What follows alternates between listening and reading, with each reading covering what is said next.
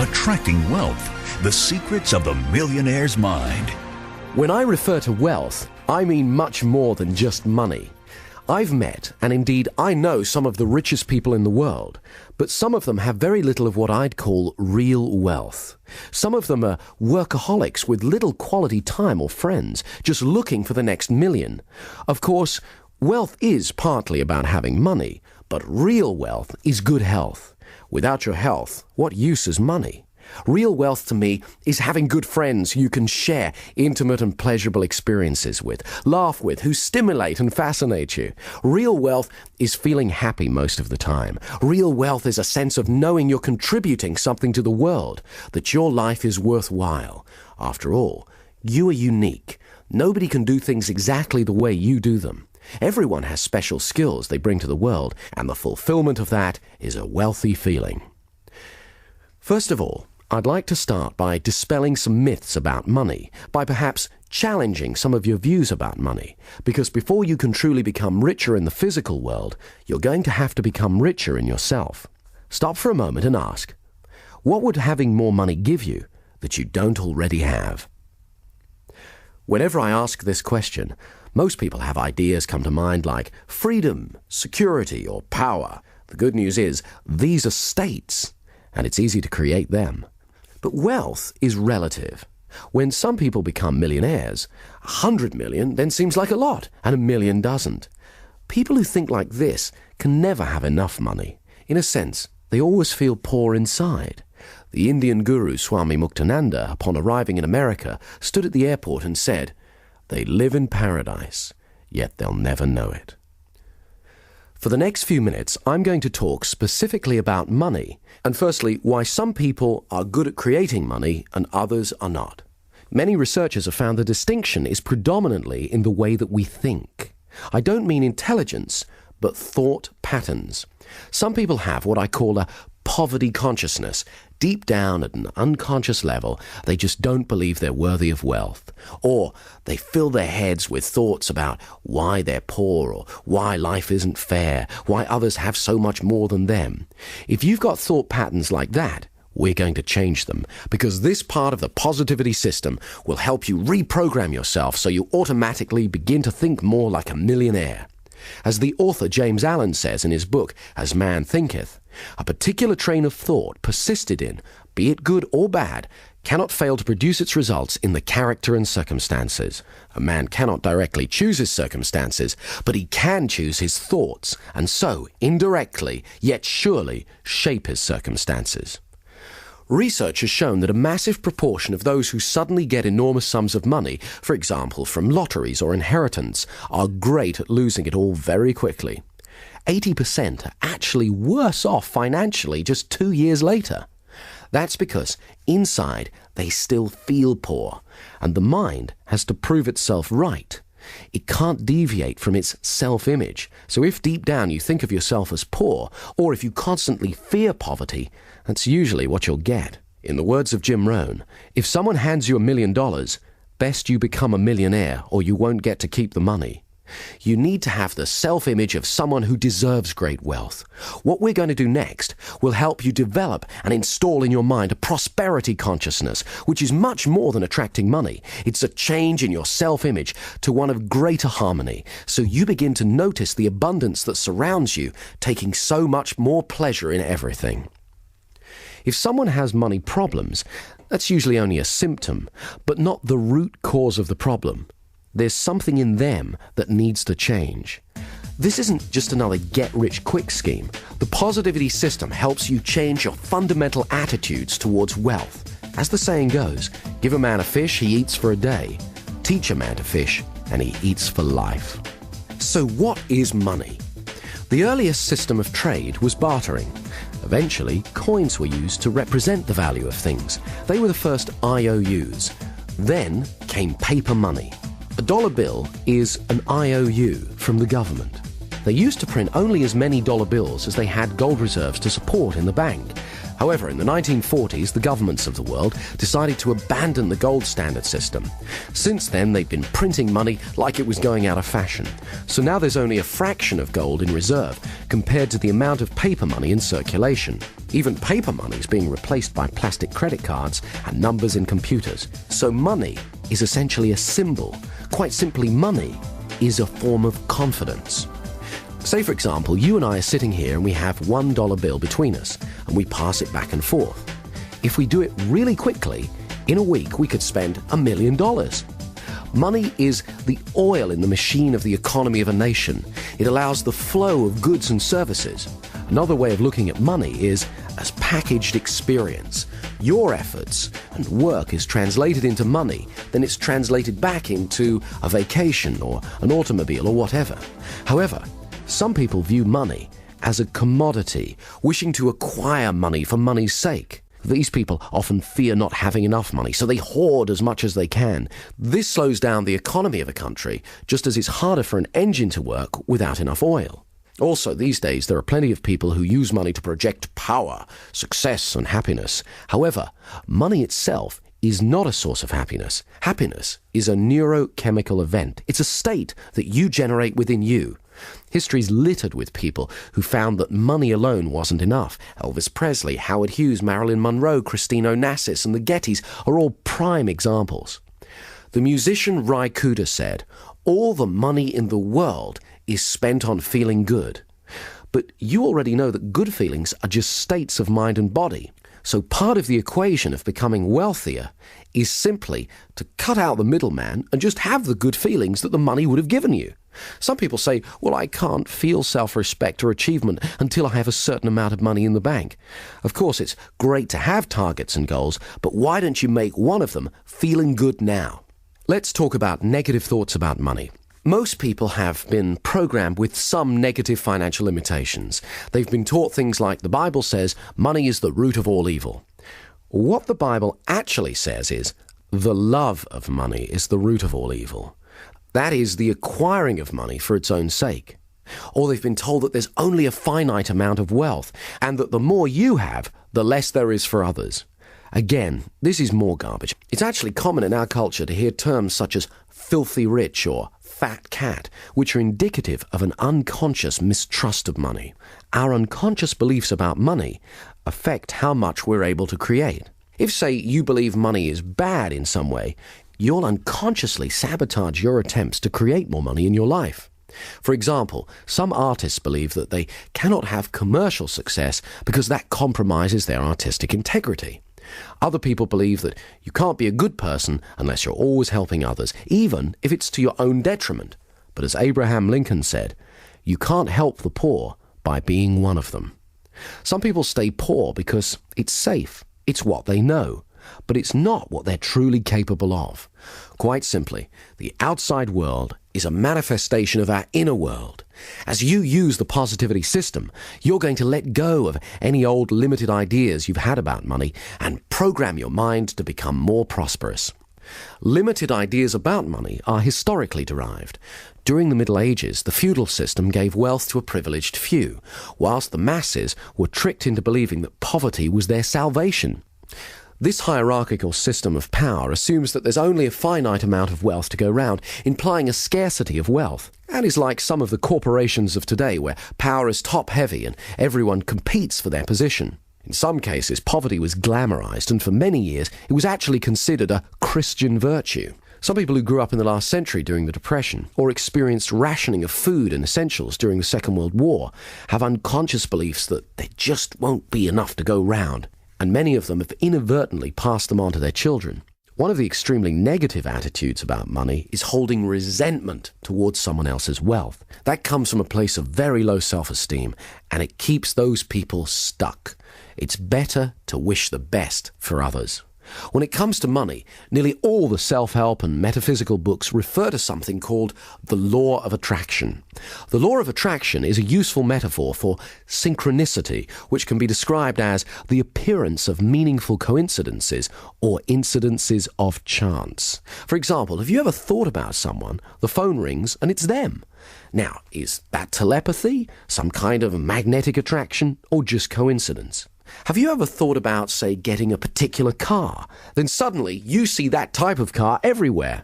Maybe you're just noticing how many of those cars were there already. Wouldn't it be good to attune your mind to notice how many opportunities there are to become wealthier?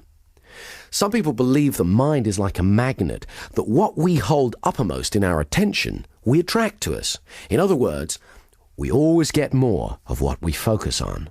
In music, there's something called the principle of sympathetic resonance.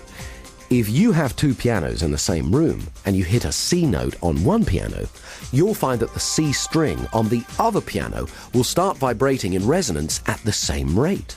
In the same way, you're always attracting people and circumstances that resonate with your predominant thoughts.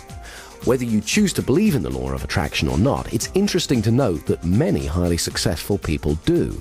Those who focus on the positive in life and attract it to them are called lucky. I personally believe we create our own luck. That is what's meant when it says in the Bible, "A man is what he thinks about all day long." Your thoughts are an energy that are powerful and creative. I've found that most wealthy and successful people tend to employ the same simple habits and beliefs about prosperity. However, the same rule of habits and beliefs applies to poverty as well. I believe that many people help to keep themselves poor through the beliefs and habits they have towards money. They use the evidence that their lack of money has made them poor, whereas sometimes their poor behaviors in relation to money is what keeps them from experiencing abundance. They've affirmed over and over again, often unconsciously, that they're poor, so it's become a self-fulfilling prophecy, a poverty consciousness. What the positivity system does is helps you to change that. I'd like to share with you some techniques that I've used myself that have helped me dramatically increase my personal wealth. I've taught them to others, they've also increased their wealth, and now I'd like to share them with you. One of the first things that made a major difference for me was consciously deciding to do things differently. Years ago, I definitely had a poverty consciousness, worrying constantly about being poor or how not to be poor. So guess what? My attention was, yes, on poverty. For example, when a bill would come through the mail, I'd open it, I'd worry about how I was going to pay it, I'd feel poor inside. Obviously, it's important to be financially organized and consider how best to pay bills. However, I was also affirming to my unconscious mind a poverty belief. If you're going to be wealthy, it's just as important to prepare for wealth by feeling rich inside. So what I started to do when I opened a bill was vividly imagine I had thousands in the bank. You can imagine how good that feels. I was sending a new message to my unconscious. Some people try saying affirmations like, "I am truly wealthy." But if deep down you don't believe that, it's next to useless. You have to create a feeling of wealth by vividly imagining yourself as wealthy over and over again. Next, I needed to change my self-image around money. I had a scruffy little checkbook, one that reflected my scruffy little finances at the time. So I changed banks and got a clean new one to help me start to feel different. The mind is sensitive, so it's important to signal to yourself that positive changes are happening. Then the real fun began.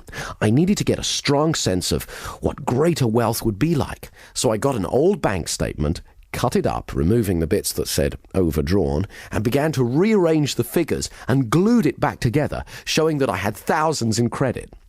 As soon as I'd finished, I burst out laughing. Actually holding it in my hands, it began to feel more real. Within a few months, the imaginary amount had become a reality. Having that tangible piece of paper, the bank statement, had really helped. So I went about making a scrapbook, collecting pictures of things I wanted, places I wanted to visit, people I wanted to meet. Remember, the mind needs a sensory-rich experience of what you want it to make real for you. It's important to have big dreams so you can grow into them. For example, a few years ago, I went into a Mercedes showroom, sat in a car to get comfortable, smelled the leather, went for a test drive, imagined vividly it was my own, took away a brochure and added it to my scrapbook. Imagined driving it every day. Pretty soon, I started to see Mercedes everywhere. My mind was now focused on getting me one. And chance favors the prepared mind. So it wasn't long before a bargain came along, and I bought my first Mercedes. As George Bernard Shaw said, "Some men see things and ask why. I dream things that never were and ask, why not?" A friend of mine got really into this type of creative visualization. He'd been practicing on visualizing parking spaces. Amazingly, it seemed to work. So he decided to go for bigger things. He'd never traveled abroad, and he really wanted to, but he didn't have the finances. So he collected together a bunch of travel brochures, cut out the pictures of all the places he wanted to go, and stuck them in his scrapbook. This is the funny part. He packed his suitcase every Sunday for a month and went to the airport. He even stood in line. He'd then come home and watch a video of a program about travelling on Concorde and look through his scrapbook at all the places he wanted to go. He really gave himself, his unconscious mind, that experience of travelling to and enjoying exotic locations. He focused on it for a month non-stop because he believed you always get more of what you focus on.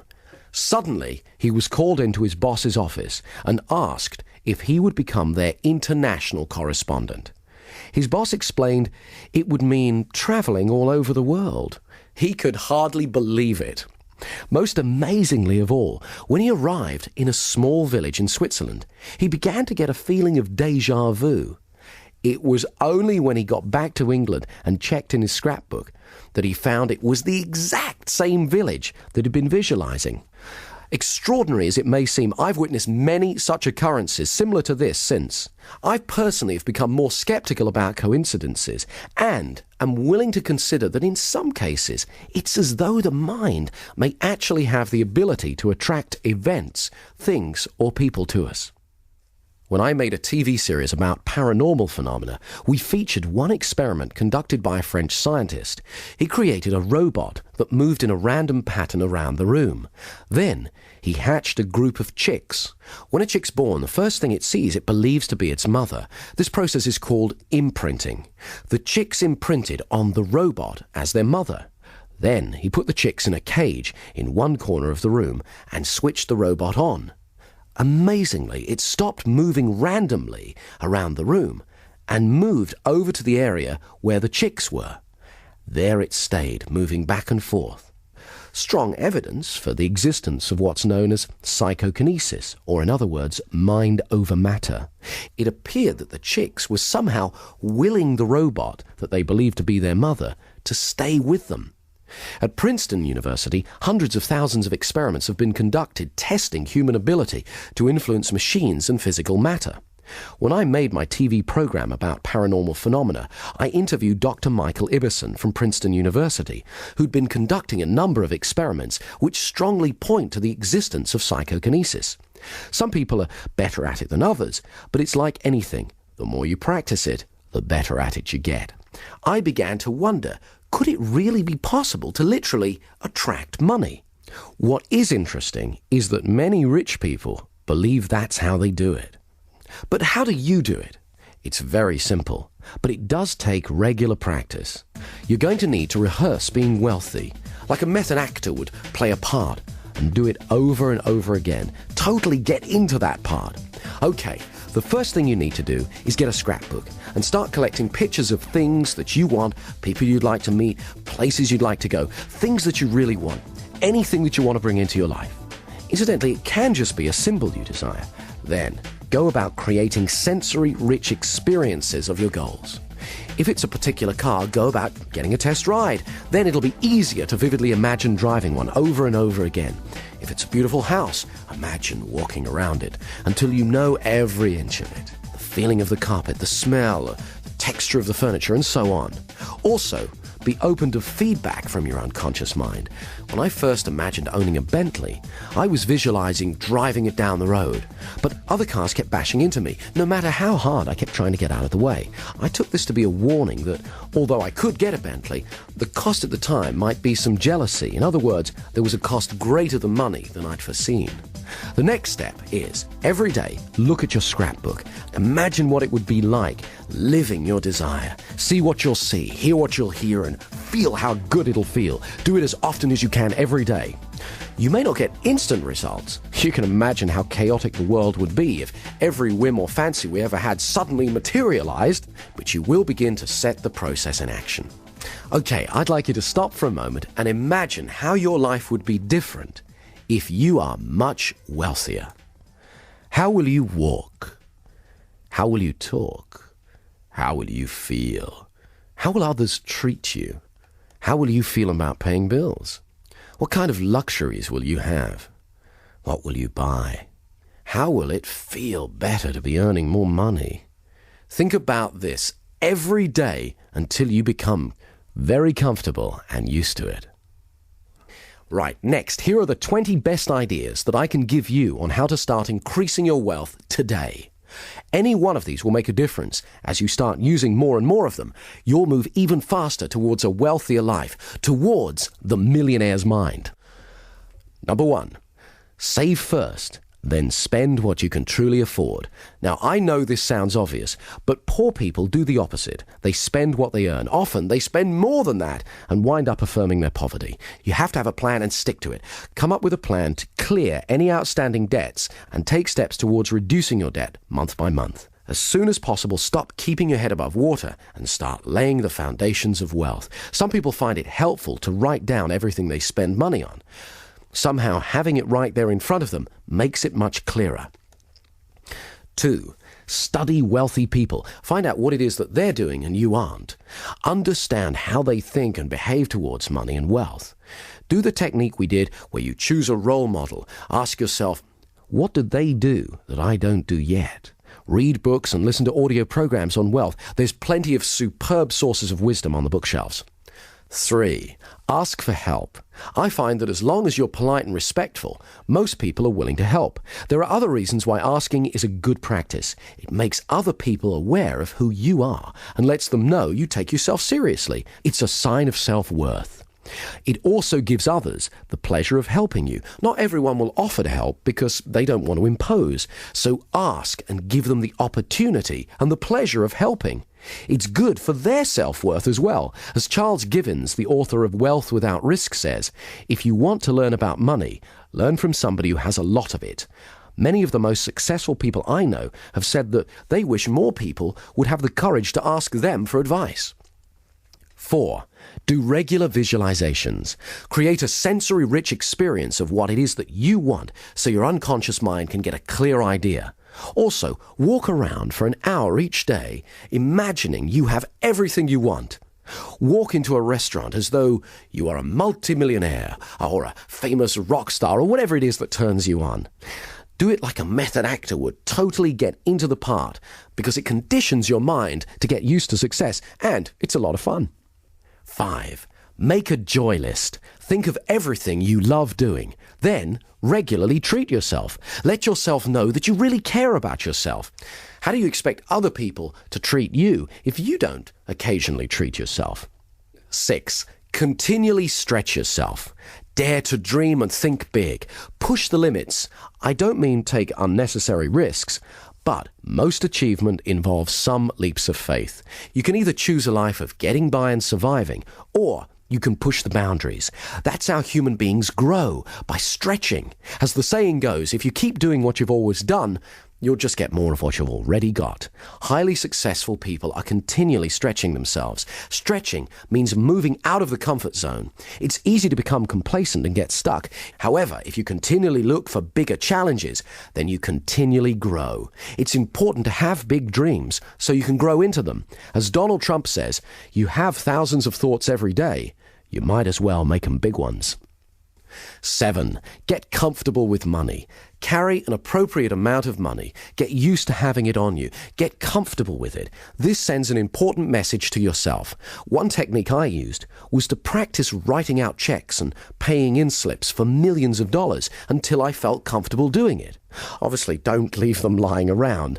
Doing that process meant that I was able to feel comfortable paying out large sums of money and to paying in large sums of money. So I conditioned myself to become a wealthier person. Far too many people are scared by large sums of money. When you get more money, your financial pressures don't get smaller. They get bigger. But that's the fun of it, because you become a more capable person. You have to be prepared to accept the responsibility. Be ready to play the bigger game. The bigger the challenges, the bigger the rewards. Like mastering any new skill, you do it one step at a time. Rehearse success over and over again, and then have it happen in the real world. Imagine what it's going to be like to be wealthier, so when it happens, it's not overwhelming. It's a pleasure. Number 8, Always give more than you're paid for. That way, other people will have a feeling of value towards you. It was only as long ago as the 60s that Japanese products were generally considered cheap and tacky. The legendary corporate consultant Edwards Deming largely helped in changing that. He developed a strategy that was adopted by the Japanese that focused upon two simple but important ideas: quality control and constant improvement. Nowadays, Japan is a nation of industrial might. By changing their beliefs about what was important, they became wealthy and powerful. It's easy. Just ask yourself, how can I do it better next time? Constantly look for ways to improve. Number 9, an attitude of gratitude. Now, I know it sounds like a cliche, but it really works. An attitude of gratitude is the exact opposite of a poverty consciousness. When you start to regularly think of all the good things you have, of how fortunate you are, that sends a strong message of abundance to your unconscious mind and creates a flow of prosperity. One of the single most important things you can do is make a practice every night before you go to sleep of thinking through all the good things in your life, your health, your friends, your opportunities, where you live in the world, and so on, and say thank you to God, to life, the universe, whatever it is that you feel most comfortable doing. A friend of mine has a great saying along these lines: today's gratitude buys you tomorrow's happiness. Of course, this also applies to people. Others love genuine gratitude, and it encourages them to help you again and again in the future. Number 10, stop seeing poverty as a problem and treat it as a challenge. Most wealthy people have to overcome it at some time in their lives. You don't have to make millions overnight. Just start making a bit more and more each day. Number 11, watch out for those old patterns of affirming poverty. For example, don't steal paper clips from the office. Anyone who's truly wealthy wouldn't need to. Feel good about paying bills. They're from people who believe that you can pay. They're more symbols or affirmations of wealth. Number 12, stop wasting time on unimportant things. Figure out what's most important to you and prioritize your life accordingly. I used to get caught with this one. Let's say your time's worth $100 an hour. Spending 2 hours calling round trying to get a lower price on something of $50 is bad money and time management. Number 13, write down good ideas as soon as they come to you.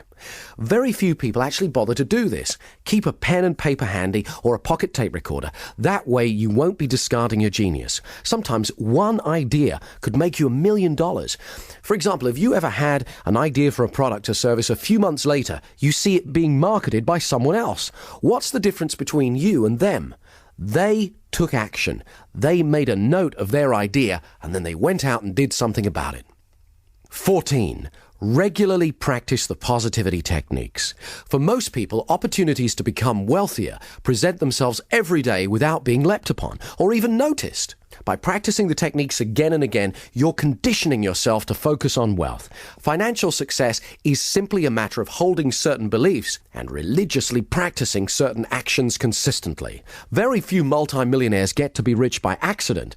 They do it by certain ways of thinking and behaving in the world. Now it's your turn. 15. Make sure you pay yourself.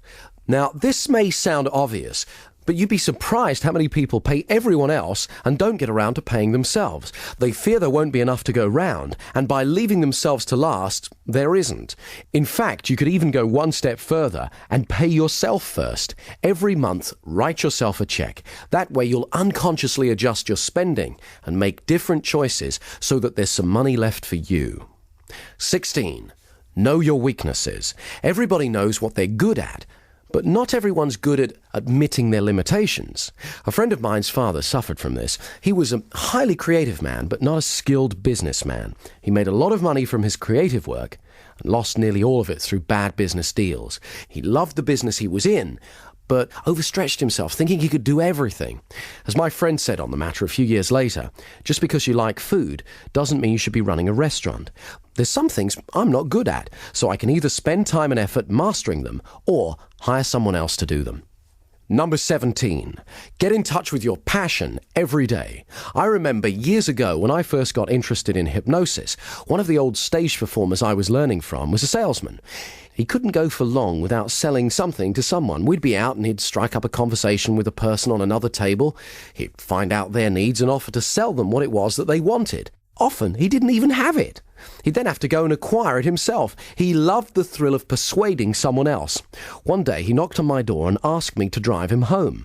I inquired where his Rolls-Royce was. He explained that earlier he'd been in the bank, he got carried away and sold it to someone.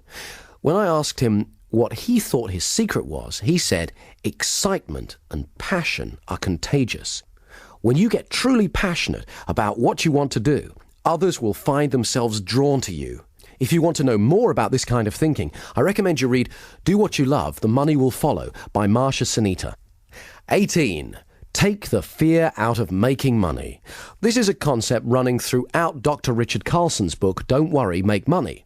He's got some very empowering ideas. For example, stock away a large pile of money, if you can, a year of living expenses.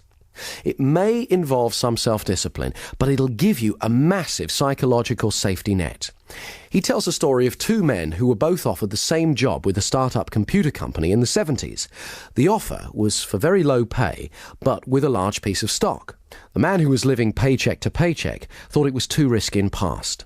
The one who'd put away some savings took the offer, and needless to say, within a few years he'd amassed a huge fortune. The moral of the story is that in most cases, creating abundance usually involves some risk. As the saying goes, risk is the currency of the gods. Richard Carlson also uses another example of how taking the fear out of money helps when he says, be prepared to walk away from a negotiation. You can usually go back. When you're not attached to an outcome, you're more powerful. Other people unconsciously pick this up from you. He uses an example where, say you find a house you love, the asking price is $100,000. You know it's not worth any more than $90,000. If you're willing to walk away and not to worry about it, more often than not, the seller will come back to you, because most other people are worriers. He won't want to turn down a certain thing, your offer, for an uncertain thing. He'll probably make you a counter-offer, but when he senses you're not a worrier and happy to walk away, it'll be far lower than if he sensed you had fear. Number 19. Charge what you're truly worth. There's an old story about the king's steamship. When it broke down, every engineer in the land was summoned to try and fix it, but all of them failed. Then, one little old man said that he could do it, but he wanted $300. The king agreed, and the little man took out a tiny screwdriver, turned one screw, and the steam engine began working perfectly. $300, please, said the little old man. The king, looking rather dismayed, exclaimed, $300 for turning one screw? No, replied the little man. $1 for turning the screw, $299 for knowing which screw to turn. Some people are frightened to charge what they're really worth because they fear they won't be in demand. But this strategy can keep you falsely overworked rather than giving you more money for doing less and having more time to concentrate on other ways to create abundance. Remember to reevaluate from time to time your real worth. And finally, number 20, keep going. Every successful person at some stage has to go through the frustration barrier. Colonel Sanders, who started Kentucky Fried Chicken, is a famous example. When he reached retirement age, he looked at his Social Security check and thought, I need to make some more money. So he sat down and thought through what his resources were, and he remembered that everyone loved his chicken recipe. So he went to a local restaurant and explained that he had a great recipe. He didn't want to sell it to them. All he wanted was a royalty each time they used it. Of course, they weren't interested. So he went to another one, and another one, and another one, and another one. 1,009 rejections later, he got his first acceptance. I've seen far too many people fail just because they didn't hang in there. Very few people get successful without effort and persistence. Finally, I want you to remember that true wealth is not measured by money alone. Start today. Take stock of your true wealth. Create a plan and start moving towards it. Make the changes that you need to make. After you've begun to enjoy more of the success that you desire, you'll look back and be thankful that you did. Positivity. Positive software for your mind.